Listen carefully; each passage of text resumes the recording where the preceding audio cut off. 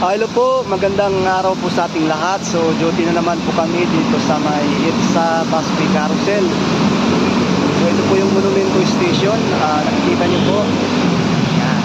Dito po yung MCU for Manila Central University. So, yan pala yung MCU, sikat na nakasulat sa jeep na rotang Taft Avenue, Avenida, ganyan. MCU, Manila Central University.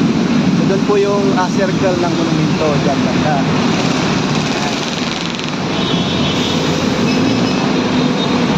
So ito na po yung status po ng Monumento Busway Station.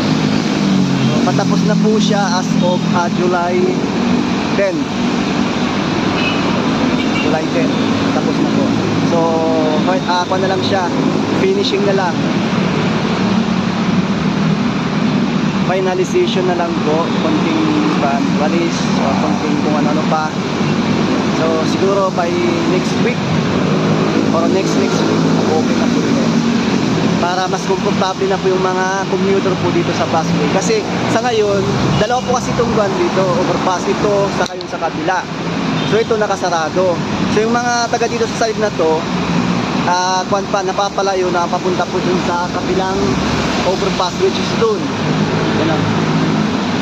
Yan. So yan po yung kabilang overpass. So pupunta pa po sila dyan pababa kasi nasa gitna yung hagdanan. So yung iba sabi napakalayo. So kapag tapos na to, bubuksan na para mas maginhawa na sila. Yung kabilang may yung tatlong elevator. Yan, tatlong side to side, tapos sa gitna may elevator. Pero dito walang elevator. Yan, pero malawak yung hagdanan.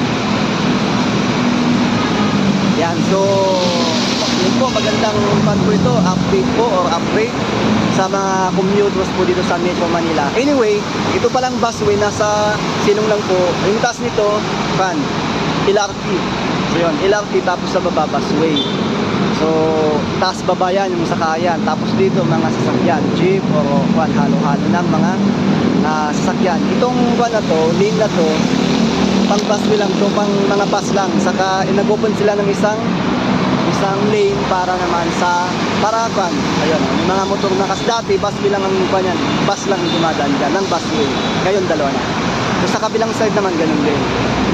One lane lang para sa mga bus. Yan. So sino po sa mga viewers ko dyan ang nakadaan na dito, nakasakay na dito sa busway?